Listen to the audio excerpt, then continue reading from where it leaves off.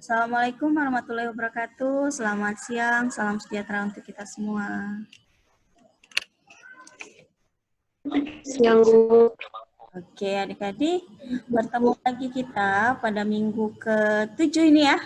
Gak terasa ya, udah 7 minggu kita lalui Iya, dalam Bu. mata kuliah ini. Mudah-mudahan adik-adik semua sudah mulai menyesuaikan diri dengan pola pembelajaran di Universitas Negeri Medan. Walaupun memang masih tergopoh-gopoh ya dengan sistem pembelajarannya yang barangkali dirasa, apa dirasanya ini? Berat ya? Tidak terjelaskan, Bu. Tidak terjelaskan. Itu kata-kata yang sangat dalam sekali maknanya ya. Tidak dapat dijelaskan lagi dengan kata-kata bagaimana sebenarnya kesulitan kami menjalani perkuliahan di Universitas Negeri Medan ini, Bu. Tapi paling tidak adik-adik berbanggalah karena kalian di sini sudah terpilih ya menjadi mahasiswa di PTN, kemudian juga disediakan berbagai model dan metode pembelajaran dari berbagai dosen. Jadi harapannya ya kalian sudah dapati hari ini selama 7 pertemuan kiranya bisa bermanfaat dalam mengasah kemampuan adik-adik, mendalami keilmuan adik-adik khususnya di bidang pendidikan antropologi ini. Oke adik-adik, saya sambil ngomong tadi sambil nge-screenshot jadinya agak kurang konsen ya. Oke. Nah, saya tadi coba juga dari prodi kita Zoom-nya, tapi ternyata tidak bisa login. Jadi saya pakai yang 40 menit. Jadi mohon maaf nanti untuk 40 menit ke depan kita akan masuk kembali ke link yang sama.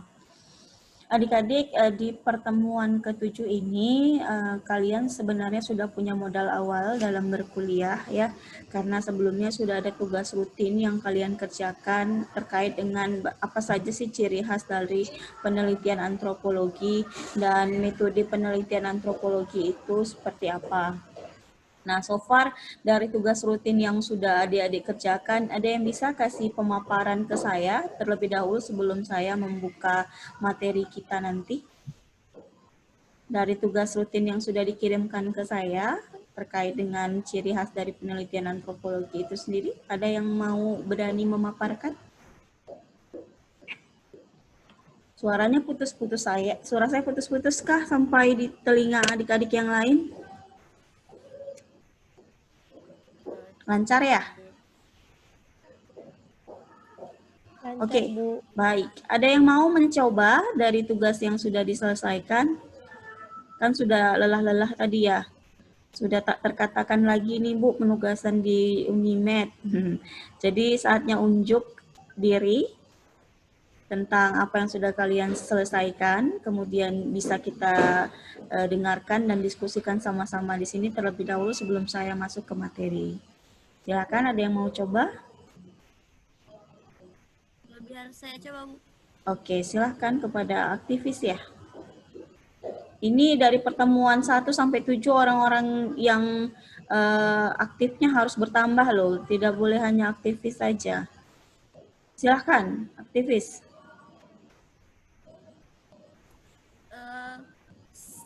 Share screen-nya nggak dimunculkan lagi ya, Bu? Mau dimunculkan? Boleh. Iya, Bu. Soalnya materiku juga. Bentar ya.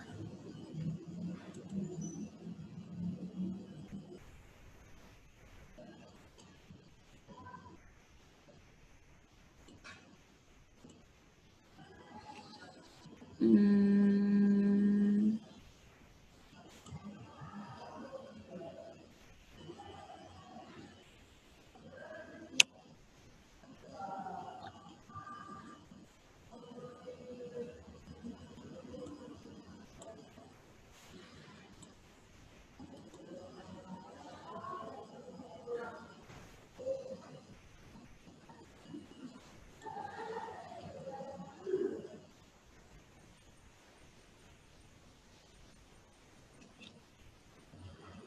Yang mau izin matikan kamera supaya jaringannya lebih stabil, silahkan.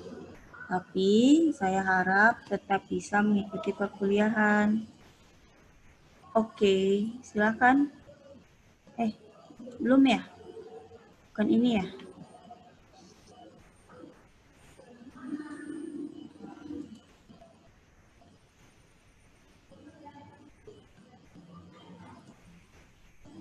Silakan.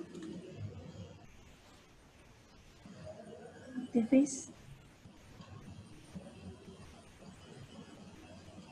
Halo, aktivis. Are you still here?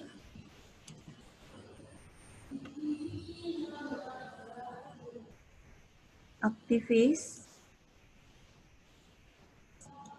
Bantu saya dulu, Nofri lagi di jalan. Window masih ada di situ. Aktivis. Saya, Bu. Aktivis masih di situ? Iya, Bu. Saya masih di Oke, silakan Tadi aktivis. tiba-tiba lift. Oh, ya oke. Silakan. Jadi ini hasil dari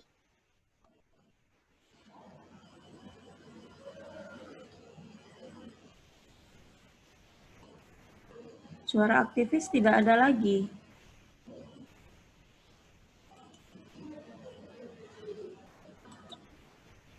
baik, mohon maaf ya, soalnya tadi lift lagi. Jadi tugas kita itu adalah membuat peta konsep mengenai ciri khas penelitian antropologi dan metode etnografi. Nah, ada beberapa sumber yang saya lihat atau yang saya cari. Dari pertanyaan atau TR5 kita itu adalah, saya udah terterakan di paling bawah peta konsep saya. Nah, yang pertama adalah ciri khas.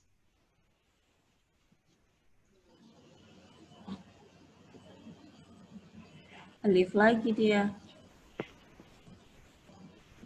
Oke, yang pertama adalah ciri khas penelitian antropologi. Ciri khas penelitian antropologi ini pada tugas saya ini terbagi dua.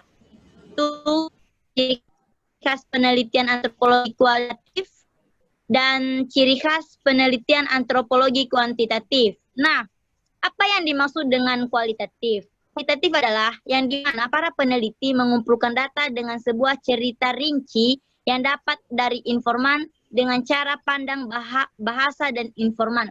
Maksudnya di sini adalah hasil ini adalah ciri khas peneliti ini adalah yang di mana para peneliti itu mendapatkan informasinya pada narasumber, bagaikan menanyakan kepada orang-orang yang sudah mengetahui apa yang sudah diteliti tersebut. Nah, yang kedua adalah kuantitatif. Ciri khas penelitian antropologi kuantitatif, yaitu merupakan bahan penelitian harus mencari data-data atau yang berasal dari teori-teori, hasil dari variabel digunakan sebagai indikator, dari indikator disusunlah kuesioner dengan jawaban pilihan dan skor. Maksudnya di sini mereka itu bukan cuma satu mereka itu melakukan penelitian, tapi mereka itu melakukan penelitian bukan cuma satu sumber, tapi menggunakan berbagai sumber. Setelah mendapatkan berbagai sumber, kemudian bagaikan disaring atau difilter mana sumber yang lebih bagus, mana sumber yang lebih pasti tentang hasil yang mereka teliti tersebut. Nah, yang kedua adalah metode etnografi. Metode etnografi di sini adalah terbagi dua, dan yang keduanya itu terbagi atas 4 bagian. Metode etnografi yang pertama adalah pengertian etnografi. Mungkin kita sebagian di sini telah mengetahui apa itu etnografi. Etnografi berasal dari kata etnos yang berarti bangsa dan grafi yang berarti tulisan atau uraian. Jadi berdasarkan hasil katanya, etnografi berarti tulisan tentang mengenai bangsa. Jadi di sini dikatakan etnografi itu adalah tulisan-tulisan mengenai bangsa atau sebuah karya atau sebuah tulisan yang penting yang mengenai suatu suku bangsa tersebut, yang menceritakan tentang bangsa tersebut. Nah, kemudian adalah metode observasi. Metode observasi ini biasa juga disebut dengan metode pengamatan lapangan, yaitu metode langsung turun lapangan atau langsung melihat ke lapangan langsung. Observasi yaitu pengamatan biasa. Observasi ini terbagi atas 4, yaitu pengamatan biasa, terus pengamatan terkendali, pengamatan terlibat, dan pengamatan penuh atau lengkap. Nah, ini saya telah menguraikannya, ada 4 di sini, yaitu yang pertama adalah pengamatan biasa. Pengamatan biasa adalah pengamatan yang dilaksanakan peneliti tanpa terlibat kontak langsung dengan pelaku atau informan yang menjadi sasaran penelitian. Jadi ini cuman pengamatan biasa, maksudnya cuman biasa saja. Bahkan dia cuman maksudnya kan dia memikirkan kan apa yang dia amatinya itu kayak tidak begitu mendalam atau tidak begitu mendetail, cuman apa yang diketahuinya saja, tidak langsung. Contohnya kan dia kan turun lapangan observasi. Nah, apa yang udah dilihatnya cuman itu aja, maksudnya pengamatan biasa ini. Dia tidak melibatkan informan atau mewawancarai sumber lain. Kemudian adalah pengamatan terkendali pengamatan terkendali. Pengamatan terkendali ini adalah peneliti tidak perlu mengadakan kontak emosional dengan informan yang sedang diamatinya. Bedanya dengan pengamatan biasa, pada pengamatan terkendali, peneliti terlebih dahulu mencari khusus calon-calon informannya sehingga peneliti mudah mengamatinya. Nah, jadi di sini adalah pengamatan terkendali ini dia tidak menggunakan banyak informan, tapi dia cuma memilih beberapa informan saja. Jadi dia observasi turun lapangan, terus dia cuma menanyakan kepada, maksudnya dia mencari sama siapa dia melakukan wawancara, sama siapa ditanyakannya. Jadi cuma beberapa saja, tidak banyak, cuma hanya beberapa saja informan dilibatkannya dalam pengamatan terkendali ini. Nah, yaitu pengamatan terlibat, yaitu disebut dengan metode partisipasi. Metode ini merupakan metode utama dalam penelitian etnografi. Berbeda prinsip dengan kedua metode pengamatan sebelumnya. Pada pengamatan terlibat, peneliti ikut berpartisipasi mengadakan gabungan emosional dan sosial dengan para informan yang sedang diamatinya. Nah, maksudnya ini emosional ini maksudnya bukan emosional atau emosi berantem atau bagaimana, tapi ini adalah di mana peneliti ini kan tadi yang nomor 2 adalah dia itu memilih calon-calon saja, tetapi yang ketiga ini adalah dia melibatkan banyak orang, bukan cuma hanya satu orang, tapi dia melibatkan banyak orang, dia melibatkan banyak pendapat dari informan-informan tersebut. Nah, yang keempat adalah pengamatan penuh atau lengkap. Nah, suatu pengamatan dikatakan lengkap atau penuh jika si penulis mengidentifikasikan dirinya sebagai bagian dari masyarakat yang sedang ditelitinya. Ia sudah dinyatakan bukan sebagai orang luar, tetapi sudah diterima dan masuk ke dalam struktur masyarakat yang sedang diamatinya. Nah, di sini adalah pengamatan penuh atau lengkap ini, yaitu dia itu sudah menjadi bagian dari yang diamatinya tersebut. Contohnya kan seorang peneliti itu lebih mudah dia melakukan penelitian ini. Kenapa dikatakan begitu? Karena dia sudah langsung masuk dalam bagian, contohnya kan ada satu budaya atau ada satu yang mau ditelitinya, tapi dia sudah langsung masuk dari dalam anggota yang ditelitinya tersebut. Nah, ada beberapa dari sini saya tambahkan. Jadi ada sebuah entah kalau jurnal atau apa, yang penting saya masih ingat sebuah buku yang saya bacakan, yaitu tentang seorang peneliti yang dimana dia adalah pertama itu dia adalah jaksa. Setelah dia jaksa, kemudian dia menolong orang India. Ya, dia menolong orang India. Kemudian setelah dia menolong orang India dalam suatu permasalahan, kemudian setelah dia menolong orang India suatu masalah, dia bergabung menjadi orang India tersebut. Dia diterima oleh orang India. Setelah dia diterima oleh orang India, dia merasa senang karena sudah diterima jadi orang India. Setelah itu dia melakukan penelitian di India tersebut. Jadi dia yang tadinya jaksa, dia merubah profesinya menjadi antropologi. Tapi saya lupa siapa namanya. Jadi begitu, demikian. Terima kasih. Terima kasih aktivis. Sudah panjang tadi yang disampaikan aktivis. Tapi menurut adik-adik ada yang perlu dikoreksi, ada yang perlu ditambahkan dari apa yang aktivis sampaikan tidak? Ataukah semua yang aktivis sampaikan tadi itu sudah sesuai? Ada yang mau menolak atau menanggapi apa yang tadi disampaikan oleh aktivis? Nih, ini untuk poin yang pertama. Ciri khas dari penelitian antropologi itu apakah kuantitatif tepat? Apakah definisi terkait dengan kuantitatif di sini sudah sesuai? Ayo, yang lain kan mengerjakan tugas rutin juga, bukan cuma aktivis kan? Apakah ada yang lain yang mengerjakan tugas rutin ini, kemudian memasukkan kata kuantitatif? Ada? Ada? Halo, saya ngomong sama 55 orang ini loh. Bagaimana adik-adik yang lain? Sudah pertemuan 7, tidaklah lagi saya harus tunjuk-tunjuk. Yang mau bersedialah, siapa? Pertanyaan pertama, apakah kuantitatif masuk ke dalam ciri khas penelitian antropologi? Jawabannya apa, Berliana?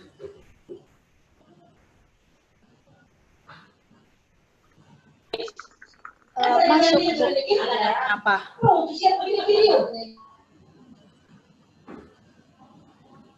Kenapa bisa masuk?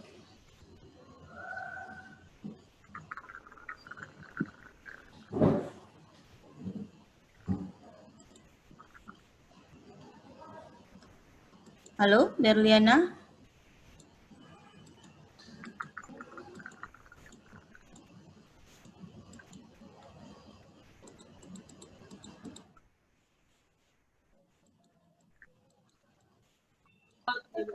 Karena kan Bu, kalau kuantitatif Wah, ternyata tidak kondusif di rumahnya Berliana. karena kan Bu, kalau kuantitatif itu dalam penelitian itu berupa data-data yang karena penelitian merupakan hal yang harus diteliti, Bu, sehingga kuantitatif itu didasarkan kepada antropologi tersebut. Yakin? Windo, kamu yakin nggak apa yang disampaikan Berliana? Kurang, Bu, kurang yakin, Bu. Kamu ada nggak nulis tentang kuantitatif di tugasmu? Nggak ada, Bu, kalau kuantitatif. Kenapa tidak ada? Nah, karena menurut saya itu kan data, sementara data itu bisa berubah setiap saat. Oleh karena itu perlu dijawab lapangan secara langsung, Bu. Oke, baik. Berarti memang di mata kuliah yang lain adik-adik belum mendapat ya tentang terkait apa itu kualitatif, apa itu kuantitatif. Di penulisan karya ilmiah belum dibahas? Belum ada ya? Oke. Kalau berbicara tentang ciri khas dari penelitian antropologi, jika aktivis tadi menyampaikan kuantitatif masuk ke dalam ciri khas dari penelitian antropologi, saya pikir konsepsi itu harus ditinjau ulang oleh aktivis. Karena berbicara tentang data dalam penelitian antropologi itu, tentu semuanya sifatnya deskripsi. Kalau kuantitatif tadi kan khasnya apa? Uraian itu sedikit. Tabel-tabel, angka-angka, kemudian tabulasi antara data dalam bentuk matriks kah, dalam bentuk tabel kah, atau bisa saja relevansi antara satu variabel judul dengan variabel yang lain harus dibuktikan secara keilmuan matematika yang bagi orang antropologi rasanya tidak harus hal seperti itu dilakukan. Makanya yang harusnya menjadi ciri khas dari penelitian antropologi itu sendiri, jika adik-adik bersandar pada buku metode etnografi Spradley, yang saya sudah pernah sampaikan ke adik-adik di awal, baik di mata kuliah etnografi Indonesia maupun antropologi sosial budaya, inilah yang menjadi pegangan bagi para etnografer, pegangan bagi para calon antropolog, untuk bagaimana kalian mampu menguasai penelitian yang sifatnya antropologi. Bahwa memang penelitian antropologi itu lebih dominan kepada kualitatif, ya betul, tetapi di balik kualitatif itu ada istilah yang lebih khas lagi yang menjadi jati diri atau identitas khas dari antropologi itu sendiri, yaitu metode etnografi. Saya tulis di sini alur penelitian maju bertahap. Inilah alur-alur yang harus dijalani oleh para etnografer ketika nanti ke lapangan apabila mempedomani alur penelitiannya James Bradley. Jadi, adik-adik kalau udah baca bukunya, ada yang sudah punya bukunya?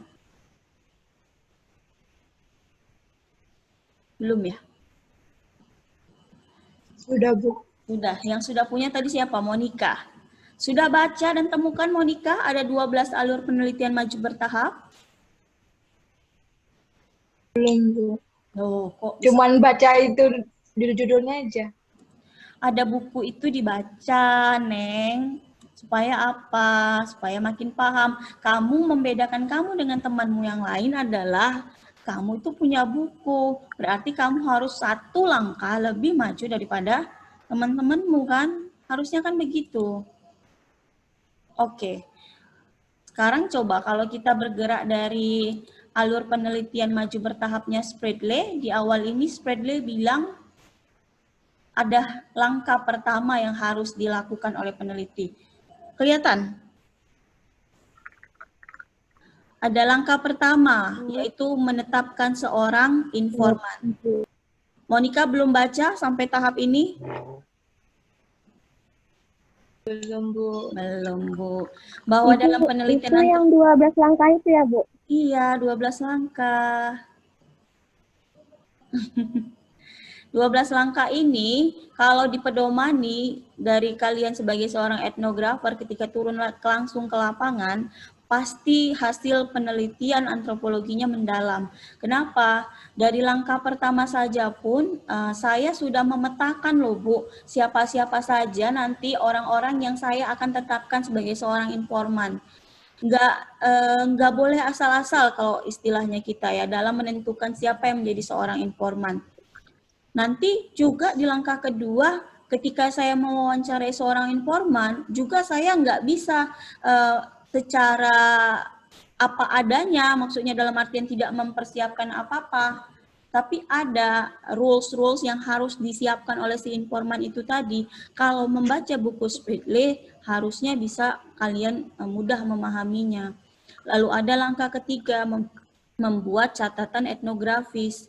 Ketika turun ke lapangan, mengambil data dari apa yang disampaikan oleh informan. Tadi saya koreksi juga apa yang disampaikan oleh aktivis, bahwa observasi itu adalah salah satu teknik pengumpulan data. Jadi bukan metode ya. Salah satu teknik pengumpulan data yang dilakukan oleh peneliti kepada yang ditelitinya. Jadi di bagian teknik mengumpulkan data itu, di langkah 3 ini masuklah membuat catatan etnografis. Nanti secara spesifik dan detail saya informasikan. Setelah itu ada langkah 4 yang disiapkan oleh si etnografer, yaitu apa? Mengajukan pertanyaan-pertanyaan deskriptif. Pertanyaan deskriptif ini pun ada rules-nya juga. Dan ini nanti saya akan sampaikan di bagian e-learning supaya kalian bisa lebih detail memahami. Kemudian ada analisis wawancara etnografis juga tentang bagaimana yang tadi aktivis sudah sampaikan ketika kita sudah melakukan pendekatan kepada informan kita, sudah melakukan proses yang cukup panjang juga berkomunikasi sehingga ketika kita turun langsung ke sana, informan menerima kita, menerima kehadiran kita, bahkan menganggap kita itu menjadi bagian dari mereka. Oleh karena itu memang ciri khas lain dari penelitian etnografi itu selain live-in adalah waktu yang cukup lama dalam melakukan penelitian etnografi itu sendiri, tidak singkat. Jadi kalau ada peneliti yang mengatakan dia menggunakan penelitian etnografi tetapi data yang dikumpulkannya tidak mendalam karena dia tidak tinggal di sana, maka perlu dikaji kembali hasilnya. Juga ada analisis domain, bahwa data-data yang dikumpulkan oleh para etnografer tadi ketika sudah masuk tahap menganalisis, tadi sudah ada tahap pengumpulan data, data yang dikumpulkan itu akan diapakan? Pasti akan dianalisis. Nah, setelah dilakukan analisis wawancara etnografis tadi, ada namanya analisis domain. Jadi domain-domain atau istilah-istilah tertentu yang ditemukan si etnografer ketika dia mengumpulkan data yang diterimanya tadi, dia klasifikasikan, dia kelompokkan itu ke dalam bagian-bagian domain tertentu yang nanti akan membentuk sebuah analisis taksonomik terakhirnya. Kalau Monica bisa tunjukkan nanti ada analisis taksonomik dari penelitiannya Spradley yang ditulis di dalam bukunya. Sayangnya kita tidak punya buku itu untuk adik-adik yang lain, sehingga ini menjadi lebih tidak lebih tidak mendalam dan bahkan sedikit kabur untuk kawan-kawan yang lain, sehingga perlu penelusuran dan pembacaan lebih lanjut dari apa yang sudah dipaparkan di materi ini di pertemuan ini. Berikutnya, ada juga pertanyaan struktural yang harus disampaikan oleh si peneliti. Ada pertanyaan kontras, ada juga analisis komponen. Setelah itu, peneliti coba mengkotakkan dan menemukan tema-tema budaya apa yang kiranya dapat dijadikan sebuah judul dari penelitiannya, hingga pada akhir dari alur ini, si peneliti akan, ini nggak kelihatan ya yang ke nomor 16 ya. Yang nomor 12, menulis sebuah etnografi.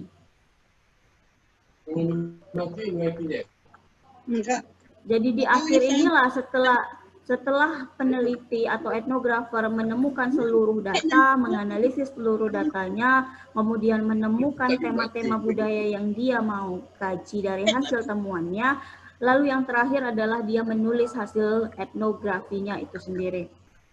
Kalau dilihat di alur yang pertama di sini, yaitu menetapkan informan, ada beberapa kriteria yang harus dipahami ketika adik-adik nanti turun ke lapangan dan ingin mengidentifikasi informan mana yang kiranya itu bisa dijadikan informan yang handal. Yaitu yang pertama adalah informan yang memiliki enkulturasi penuh. Artinya ketika kamu bertanya tentang 1-2 hal dan informan itu berpikir untuk menjawabnya, itu berarti dia tidak memiliki pemahaman yang mendalam terkait dengan apa yang kalian tanyakan. Nah, ini menjadi bagian pertimbangan juga ketika nanti adik-adik turun ke lapangan menemukan informan yang seperti ini. Perlu ditinjau kembali apakah ini memang merupakan informan yang benar-benar mampu menguasai apa yang tentang saya akan kaji. Oleh karena itu, dalam kajian enkulturasi penuh ini adalah bagian yang harus menjadi tolok ukur utama bagi para etnografer dalam menentukan informannya. Informannya harus paham tentang budayanya, informannya harus bisa menguasai apa yang menjadi bagian penting yang akan ditanyakan oleh si etnografernya itu. Lalu ada bagian kedua dari memilih informan, yaitu apa? Keterlibatan langsung. Artinya ketika memilih informan itu, etnografer harus menyadari bahwa informan itu menjadi bagian dari masyarakat yang dikajinya. Dia benar-benar terlibat langsung dari apa yang menjadi bahan penelitiannya informan. Bilanglah ketika saya meneliti tentang bagaimana pengaruh kepercayaan praktek magis pada masyarakat titik-titik di lokasi titik-titik. Kalau dia tidak mengenkulturasi, tidak terlibat langsung dalam praktik kepercayaan itu, tentu saya tidak akan bisa memilihnya sebagai informan. Tetapi sebaliknya, ketika dia memang menjadi pelaku dari praktek kepercayaan magis itu, bahkan dialah perantara atau mediator yang menghubungkan antara yang tak nyata dengan yang nyata tadi, bilanglah pasiennya. Nah, maka terlihat di situ ada keterlibatan langsung yang dilakukan oleh si informan tadi tentu bisa menjadi pertimbangan matang bagi para etnografer dalam menentukan pilihan yang kedua ini. Kemudian ada suasana budaya yang tidak diketahui. Artinya di sini apa? Jangan mempelajari suatu budaya yang tidak dikenal dengan sangat dalam ketika hendak melakukan wawancara dengan informan. Ini menjadi bagian penting bagi para etnografer sendiri supaya mampu memisahkan yang mana yang menjadi emik, yang mana yang menjadi etik, dan supaya tidak bias. Artinya apa? Ketika kamu sudah mulai mendalami masyarakat itu dan masyarakatnya juga sudah memahami sekali tentang siapa kamu juga harus mampu tidak terlalu dalam menguasai tentang budaya itu, karena ketika kamu sudah menguasai sekali, kamu pasti akan merasa sesuatu itu tidak lagi unik, sesuatu itu tidak perlu lagi dijawab, sesuatu itu tidak perlu lagi diulas uraiannya. Padahal bagi para pembaca yang lain itu menjadi hal yang sangat penting sekali untuk diketahui. Nah, tentu di bagian ini pun kamu harus mampu memberikan batas itu di diri kamu. Kemudian ada waktu yang cukup. Waktu yang cukup berarti kamu sebagai etnografer harus mampu mencari seorang informan yang dia memiliki waktu yang kiranya cukup untuk kamu bisa mewawancarainya. Dan tentu harus disepakati bersama, kamu juga tidak boleh mendesak informan tersebut untuk kamu minta jawabannya, karena ini akan menimbulkan ketidaksenangan di informan itu sendiri. Artinya harus dilihat dulu dalam proses observasi tadi, kapan informan itu sibuk, kapan informan itu tidak sibuk dan bisa kamu memiliki cukup waktu untuk bertanya kepadanya. Kamu misalnya neliti tentang inang-inang ya kan yang lagi jualan di pajak. Dia lagi jualan, kamu tanya, Inang, apa saja yang Inang lakukan selama 1 harian ini? Bisa-bisa kamu kena gampar sama dia. Orang lagi jualin bukannya dibantuin malah ditanya seperti itu. Nah, berarti kan tidak cukup. Waktu kamu itu tidak sesuai. Ketika tidak ada pelanggan, barangkali barulah bercengkrama. Bentuk cengkramanya tadi itu tanpa disadari adalah data yang kamu kumpulkan. Itu penelitian etnografi loh. Ciri khasnya tidak perlu menggunakan wawancara secara struktural dari satu pertanyaan, kemudian melaju ke pertanyaan kedua, melaju ke pertanyaan ketiga, kamu stuck di situ, tidak ada peleburan. Tapi kalau kamu melakukan misalnya probing, tanpa ada struktur pertanyaan tadi, tanyalah kepada informan, informan menjawab terus tentang, bahkan tidak terlalu banyak bahkan data yang dia sampaikan kepada kamu, kamu tanya lagi secara luas, dia juga jawab, begitu seterusnya sampai kamu rasa data itu sudah cukup, sudah stop dan pindahkan ke pertanyaan yang lainnya yang lebih akan kamu temukan jawabannya, karena kamu merasa di dalam pertanyaan itu sudah cukup kamu memperoleh datanya. Kemudian ada yang kelima ciri khasnya, non-analitis. Berarti carilah seorang informan yang dia itu tidak menganalisis kebudayaannya orang lain dari kacamatanya. Artinya apa? Coba cari ketika meneliti tentang pertanian organik, kamu bertanya kepada petani organik, tetapi si petani organik tadi malah menjelaskan sesuatu yang bukan menjadi kapasitas dirinya. Dia tidak capable di bidang itu, tetapi dia menceritakan itu dari perspektif luar. Nah, kamu harus batasi bahwa bukan dia orang yang tepat. Bukan dia orang yang tepat untuk membahas tentang sesuatu itu, tetapi ada orang lain yang lebih tepat. Maka coba carilah informan atau etnografer yang memang dia ketika berbicara itu analitis, sesuai dengan bidang keahliannya, tidak menggunakan perspektif orang lain, perspektif orang luar dalam menjelaskan apa yang kamu tanyakan. Sampai di poin ini jelas apakah ada yang ingin ditanyakan?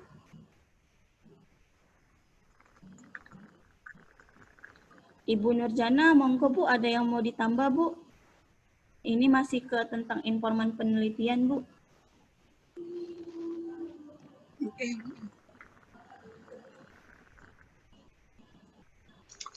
Wajah Ibu nggak kelihatan ya? Oh, udah oke. Udah. Udah. Jadi mengenai metode etnografi tadi kan secara jelas kan sudah disampaikan tadi. Memang kalau untuk etnografi ini kan dia harus nggak boleh sebentar gitu. Harus tinggal di situ. Makanya kan yang dikatakan sekarang kan fill in ya, harus tinggal di situ, tinggal di daerah itu, kita nggak boleh hidup bersama orang itulah, kira-kira gitu. Itu supaya apa yang kita catat itu betul-betul khusus ya, hal-hal yang khusus pun bisa dapat. Kalau kita nggak tinggal bareng sama mereka, kita nggak akan dapat hal-hal yang khusus gitu. Jadi ada juga kadang-kadang mencatat hal-hal yang aneh saja, ya, hal-hal yang aneh saja yang berbeda dengan adatnya. Nah, itu juga dicatat, ya kan? Kemudian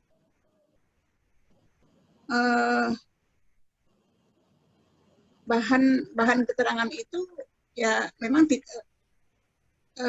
metode etnografi ini memang tidak mudah lah, memang agak sulit juga ya, pekerjaan yang harus detail dan harus teratur, jangan ditinggal-tinggal. Kadang-kadang kalau ditinggal-tinggal nggak dapat apanya, yang hal-hal yang khusus tadi itu. Memang harus ikut terus kemana kita pergi, kemana aja, apa yang dilakukan gitu. Jadi ini apa yang disampaikan Bu Ayu itu mungkin sudah cukup jelas ya kan, langkah-langkah apanya. Cuman apa yang dicatat sekarang kan gitu. Dicatat itu apanya yang dicatat kan gitu. Itu yang penting dulu. Mungkin kalaupun belum sampai ke sana, yang dicatat itu udah kerangka etnografi ya kan gitu. Dan itu kerangka etnografi itu adalah 7 kebudayaan yang universal. Itu yang menjadi kerangka. Kalau masih ingat apa itu 7 kebudayaan universal? Ada yang ingat?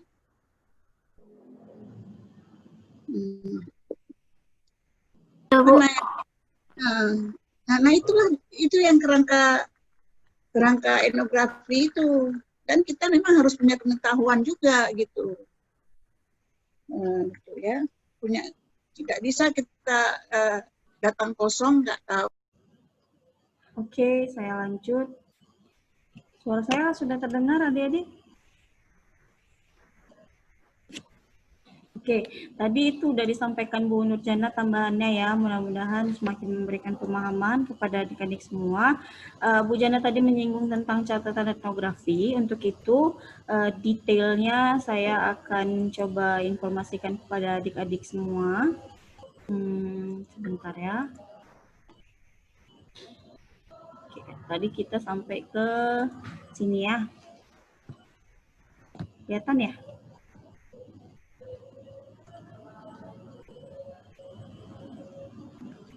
Oke, sudah tadi yang non-analitis, kemudian kita masuk yang langkah kedua itu, mewawancarai informan.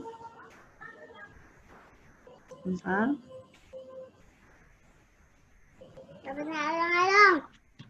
Ya, mewawancarai informan itu sendiri, ternyata di sini juga ada caranya ya. Diinformasikan di bagian ini bahwa pada saat awal mewawancarai, etnografer itu perlu menjelaskan kepada informan apa sebenarnya maksud tujuannya ke sana. Jadi tidak boleh kalau informan itu tidak sadar kalau dia sedang diteliti, harus jujur, harus dijelaskan. Kemudian nanti karena kamu dalam teknik pengumpulan data barangkali ada menggunakan studi dokumentasi, berarti kan ada peliputan melalui perekaman, kemudian ada handphone, ada video yang kamu akan gunakan saat penelitian itu, dan informan harus menyetujui itu sehingga jalannya penelitian tadi bisa berjalan dengan lancar dan tidak ada menimbulkan kecurigaan yang berarti bagi si informan itu sendiri. Kemudian dalam langkah berikutnya itu yaitu membuat catatan etnografi. Saya nanti akan jelaskan lebih rinci bahwa apa saja sih yang menjadi catatan etnografi itu. Ada yang bentuknya laporan ringkas, ada yang laporan diperluas, boleh juga jurnal lapangan, yang itu diperlukan bagi si peneliti dalam tahap selanjutnya ketika ingin menganalisis atau menginterpretasi data yang dia akan lanjuti dalam sebuah proses analisis dan kemudian akan ditulis. Nah, catatan ini juga sifatnya fleksibel saja. Kalian kalau memang merasa sulit ketika mencatat secara detail, ambil kata-kata kunci saja ketika nanti di lapangan menemukan hal yang dirasa sangat penting sekali. Boleh juga yang kalau sekarang sudah ada media rekam ya, tinggal merekam saja, nanti setelah pulang duduk lagi di belakang meja, memutar kembali hasil rekamannya dan mencatat kata-kata penting yang menjadi bagian dari jawaban pertanyaan penelitian kalian. Itu berarti kata-kata yang disampaikan oleh informan menjadi data dalam penelitian antropologi. Silahkan adik-adik lihat skripsi kakak-kakak kelas yang menyertakan hasil wawancaranya dalam penelitiannya. Ini menjadi bentuk yang sifatnya original, nyata, bahwa benar-benar si etnografer tadi turun ke lapangan melakukan penelitian dengan dibuktikan adanya kutipan-kutipan wawancara yang kemudian dianalisis oleh si penulis nanti ketika sudah menulis hasil karyanya. Nah, ini struktur secara garis besar ketika membuat metode penelitiannya yang sifatnya tadi boleh field research, ada kualitatif, ada kuantitatif, ada etnografi, dan juga yang sifatnya ada yang library research, yang dia tidak turun langsung ke lapangan, tetapi menggunakan studi-studi dokumen untuk menjawab pertanyaan-pertanyaan yang diajukannya dalam rumusan masalah. Nah, di bagian metode penelitian ini dapat dilihat di situ ada jenis penelitian, bahwa peneliti harus menguraikan apa sih jenis penelitian yang dia gunakan dalam penelitiannya, kualitatifkah, kuantitatifkah, nanti ketika kualitatif ada tidak pendekatan yang dia gunakan dalam menggunakan penelitian itu. Apa misalnya, oh saya mau menggunakan pendekatan fenomenologi misalnya, saya mau melihat secara gamblang apa adanya dari yang terlihat di masyarakat, fenomena-fenomena sosial budaya yang terdapat di sana yang ingin saya dalami. Di mana lokasi penelitiannya juga harus jelas. Penelitian antropologi itu sifatnya tadi small scale society, dia meneliti kelompok masyarakat skop kecil, tentu berada pada suatu geografis tertentu. Di mana itu? Ceritakanlah tempat lokasi penelitianmu dan alasan mengapa melakukan penelitian di situ. Ini berarti ketika adik-adik menyampaikan informasi terkait lokasi penelitian harus didasari alasan-alasan yang ilmiah yang itu memang benar-benar menjadi pertimbangan dalam penelitian tersebut. Misal, terdapat informan yang kapabel di sana, penelitiannya dapat terjangkau oleh si peneliti, kemudian hindari ya kalau misalnya membuat alasan penelitian itu dekat dengan rumah. Nah, itu rasanya tidak profesional sekali seorang peneliti, apalagi antropolog, ketika melampirkan alasan seperti itu dalam penelitian etnografinya. Kemudian juga harus diterangkan bagian informan penelitian. Siapa sih yang menjadi informan penelitian kamu dengan sudah memedomani 5 kriteria penelitian etnografi tadi? Misalnya kamu meneliti tentang apa? Oh, saya mau meneliti tentang penggunaan susu lembu deh di orang Punjabi Sikh misalnya.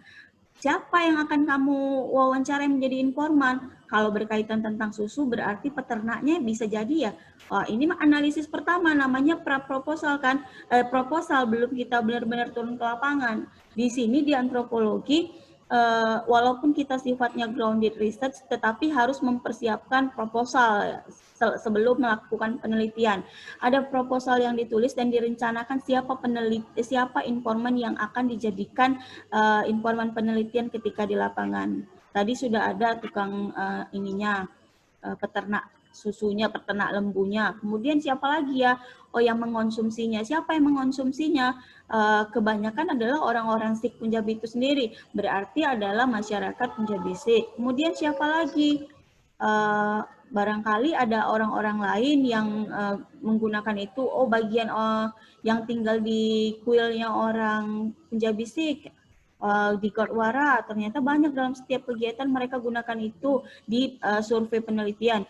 Survei penelitian ini juga penting ya untuk kita bisa menulis latar belakang penelitian kita nanti supaya jelas apa yang sudah ditemukan secara umum oleh si peneliti tadi sehingga membuat ketertarikan bagi si peneliti untuk melakukan penelitiannya lebih lanjut.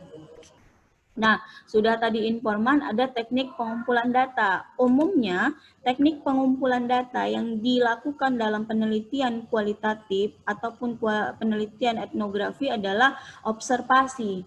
Observasi ini tadi sudah digambarkan oleh aktivis macam-macamnya. Nah, kecenderungannya itu memang dibagi dua saja, observasi partisipasi atau observasi non-partisipasi. Artinya kalau observasi partisipasi apa? Si peneliti ikut turun langsung ke lapangan mengikuti setiap langkah-langkah dari apa yang dilakukan oleh si yang ditelitinya. Ketika pagi hari misalnya meneliti tentang petani, ya dia ikut ke sawah, petaninya menyemai, dia ikut menyemai, petaninya kemudian dalam proses memanen, ya dia juga ikut memanen, memasarkan, dia juga ikut memasarkan sampai dia temukan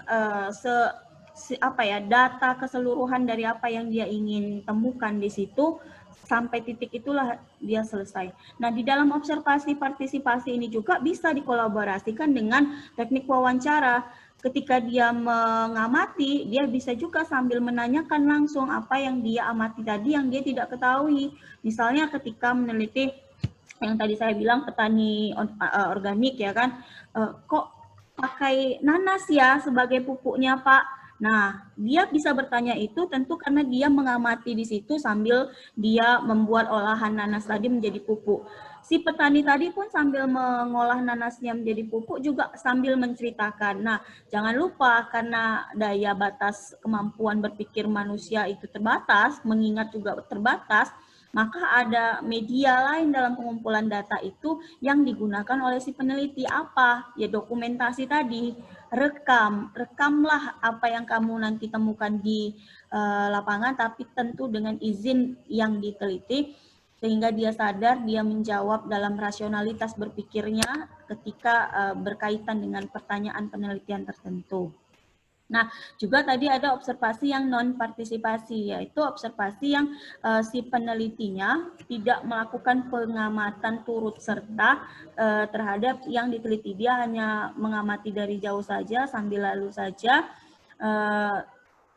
Umumnya wawancara yang digunakan juga tidak mendalam, terstruktur begitu saja, walaupun memang ada si peneliti yang coba menggunakan in-depth interview atau wawancara mendalam ketika melakukan bentuk observasi yang non-partisipasi tadi, karena dia merasa ada keterbatasan dari dirinya sehingga tidak bisa mengikuti segala rutinitas dari yang ditelitinya, maka dia menggunakanlah wawancara mendalam tadi ketika ingin mendapatkan data. Seperti itu juga bisa.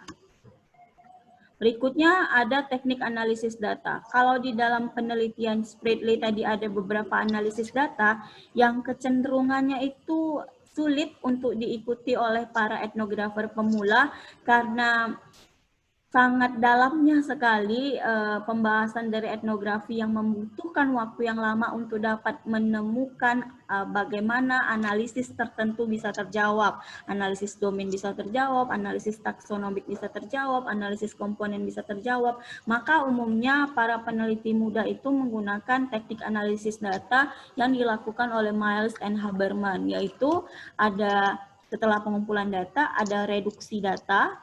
Reduksi data itu adalah proses pemilihan, pemusatan, perhatian terhadap data-data tertentu yang kemudian nanti diklasifikasikan, di-coding berdasarkan dengan pertanyaan-pertanyaan penelitian yang sudah diajukan si peneliti di awal penelitiannya. Kemudian data yang sudah di-coding tadi, yang sudah dipilah-pilah tadi, disajikan dalam bentuk apa? Analisis. Analisis ini mulailah masuk sisi etiknya si peneliti. Kalau saya sudah pernah sampaikan ke adik-adik, ada dua hal yang perlu dipahami dalam penelitian antropologi, yaitu dalam sudut pandang emik dan sudut pandang etik. Bahwa dalam sudut pandang emik, si peneliti harus mengambil seluruh data yang itu tidak ada campur tangan interpretasi dari dirinya. Artinya murni dari apa yang dia dapatkan di lapangan berdasarkan sudut pandang orang yang ditelitinya. Tetapi ketika masuk ke dalam analisis, itulah dia tadi, proses perbedaan antara yang emik dan yang etik. Yang ketika emik, penulis memaparkan hasil wawancara yang didapat. Biarlah pembaca menginterpretasi sendiri makna yang dimaksud oleh si yang diwawancarai. Tetapi kemudian si peneliti itu membangun analisisnya melalui interpretasinya. Masuklah sisi etiknya di situ untuk mengulas kira-kira dari data itu apa ya yang bisa ditarik, apa yang bisa diambil analisisnya dengan menggunakan konsep-konsep tertentu. Nah, ini juga menjadi bagian yang tak terpisahkan ketika sudah membahas hasil adik-adik. Kita sebagai peneliti tidak hanya menceritakan tentang apa saja yang diperoleh di lapangan, tetapi juga harus mampu menghubungkan antara konsep atau teori yang kita sudah gunakan di bab 2 bagian kerangka konseptual dan teoritis dengan data yang kita sudah temukan di lapangan. Jadi adalah di situ proses analisis dan interpretasinya, si peneliti, si ahli yang diambil konsep dan teorinya, dan data yang dia peroleh dari hasil wawancara itu tadi. Yang kemudian masuklah pada tahap yang terakhir adalah penarikan kesimpulan. Ini adalah lanjutan dari tahap-tahap sebelumnya untuk sampai ke tahap terakhir ini, menyimpulkan apa sih data yang sudah ada itu, kemudian pertanyaan penelitian sudah terjawab, apa kesimpulan dari penelitian ini sih? Itu. So far sampai sejauh ini ada yang ingin bertanya? Dipahamikah? Ibu Nurjana ada mau ditambahkan, Bu? Di sini ada metode khusus dalam etnografi di Indonesia, itu ada metode observasi tadi. Kemudian metode observasi itu dengan menjeburkan diri ke dalam kehidupan masyarakat dan kebudayaan suku bangsa. Kemudian metode-metode interview merdeka di sini dibuat, metode-metode interview terpimpin, metode-metode pengedaran daftar pertanyaan atau question method, kemudian metode mencatat pembicaraan para informan atau orang-orang di dalam masyarakat secara tepat, atau pakai text recording. Ya. Kemudian metode-metode pencatatan biografi dari anggota-anggota masyarakat yang menjadi objek penyelidikan atau life history approach. Jadi untuk pengalaman-pengalaman hidup ya masyarakat itu. Metode-metode menggunakan pakai tes psikologi juga, kemudian metode menghitung dan mencatat angka-angka dari peristiwa dan aktivitas masyarakat dan kebudayaan itu pakai statistik metode. Nah gitu. Itu yang ke I-nya ini metode-metode menghitung dan mencatat angka-angka statistik dari peristiwa dan aktivitas masyarakat dan kebudayaan. Statistik itu tadi. Jadi padahal kita kan tadi sudah sepakat kalau ini kan dia tidak pakai statistik ya kan. Nah, tapi artinya apa?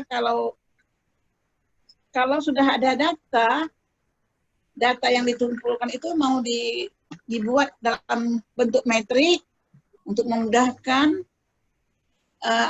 analisis kita gitu. Nah, jadi hanya berupa pengelompokan saja. Jadi ya tidak sampai menggunakan rumus-rumus gitu, tidak. Itu untuk memudahkan mengelompokkan data. Ini data ini, data ini. Jadi itu dibuat dalam bentuk apa tadi metrik tadi gitu ya. Tapi mungkin inilah dulu ini jadi panjang kali cerita kalau etnografi ini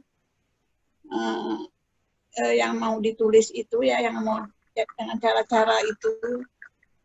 Artinya macam mana cara kita mengumpulkan data itu agar mendapatkan data yang utuh dan sempurna gitu. Gitu. Ini saya pelajari juga di buku metode antropologi. Itu tahun terbitnya ini Dr. Kucalaningrat, ya, dia awalnya tahun 1958, tapi mungkin sudah ada yang baru-baru lagi. Tapi barangkali itu pun ya ini awal lah dari penyelidikan etnografi sesungguhnya. Tapi nanti kalau didapat lagi tulisan-tulisan etnografi yang baru, mungkin bisa ya ditarik suatu bahan-bahan yang lain, misalnya genealogical method, kemudian metode test recording, metode untuk menyusun keterangan-keterangan etnografi. Jadi dari apa namanya dibagi-bagi tentang apa, tentang kisah perjalanan kah, tentang membuat apa saja gitu. Jadi itu model-modelnya pengelompokan tadi, kisah perjalanannya seperti apa, itu pun sudah bisa ditulis kan gitu. Itu menjadi menjadi karangan. Kemudian life cycle ya, life cycle arrangement itu apa ya, peristiwa-peristiwa kehidupan ya, dari awal lahir sampai dari awal lahir sampai meninggal itu berapa penuh dengan upacara-upacara yang diyakini masyarakat itu gitu lah. Ini juga bisa ditulis. Nah, itu tentu berbeda lah dari suatu etnik ke etnik dengan etnik yang lain. Itulah satu bahan-bahan kajian itu. Jadi upacara dari mulai lahir, kemudian masa 7 hari, masa apa saja yang dilakukan, kemudian kalau ada acara turun tanah lagi, ada acara bayi lahir, sampai acara apa lagi, tingkatan-tingkatan kehidupan manusia yang dianggap sakral. Ada waktu sunatan misalnya, kemudian waktu perkawinan, nah gitu. Dan tentu waktu kematian, ini juga jadi bahan-bahan kajian dari etnografi. Itu juga menulisnya dikaji dari per tema-tema gitulah, supaya memudahkan kita untuk menelusuri bagaimana kehidupan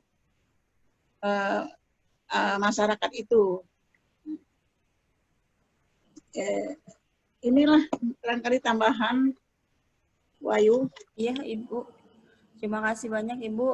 Jadi adik-adik tadi sudah dalam yang disampaikan Ibu Nurjana juga, itu menjadi catatan penting kepada kita semua bahwa dalam menentukan tema-tema budaya itu adik-adik juga harus fokus ya. Jadi tidak saya kepingin ini Kak, kepingin itu Kak, semuanya mau diteliti, nggak bisa. Namanya penelitian etnografi, sifatnya mendalam ya kan. Jadi tentukanlah satu topik tertentu yang akan menjadi bagian yang akan kamu teliti di lapangan nanti. Oke, ini nanti silakan dibaca-baca lebih lanjut ya, karena waktu memang tidak cukup. Ini contoh-contoh bagian dari metodiknya. Kemudian dalam membuat catatan etnografis, ada bahasa dan catatan etnografis itu sendiri yang penting. Catatan-catatannya tadi sudah saya informasikan apa saja. Kemudian bentuk-bentuknya seperti apa. Di sini olahan deskripsinya juga ada. Lalu ada, ini saya contohkan penelitiannya tentang ini. Lalu bahasa apa saja nanti yang akan masuk ke dalam catatan lapangan kita, itu adalah bahasa kita dan bahasa orang-orang yang kita teliti. Bahasa-bahasa informannya.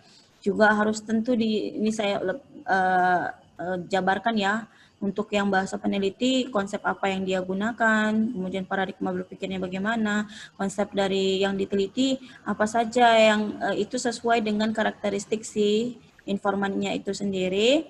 Sini saya udah kasih contoh, nanti silakan dipelajari kepada adik-adik yang lain karena memang waktu kita tidak memungkinkan. Jenis catatannya adalah laporan ringkas, laporan diperluas, dan jurnal penelitian. Nanti saya kasihkan contoh bagaimana membuat jurnal penelitian supaya adik-adik di sini juga semakin paham terkait bagaimana membuat jurnal lapangan ataupun logbook. Baik, itu tambahan dari saya dan Ibu Nurjana. Waktu kita pas 14.40. Adik-adik harus masuk ke kelas yang lain juga ya. Ada yang mau ditanyakan?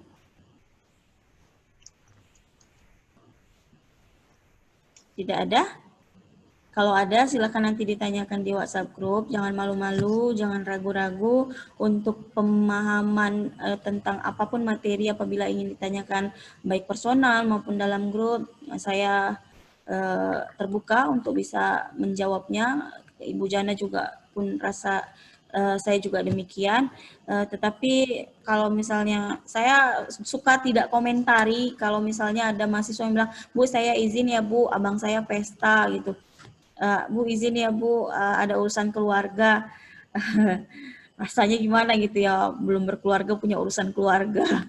Jadi tolonglah adik-adik juga profesional juga, saya juga berusaha tetap profesional, Bu Nurjana juga demikian, untuk memberikan yang terbaik kepada adik-adik dalam setiap pembelajaran kita.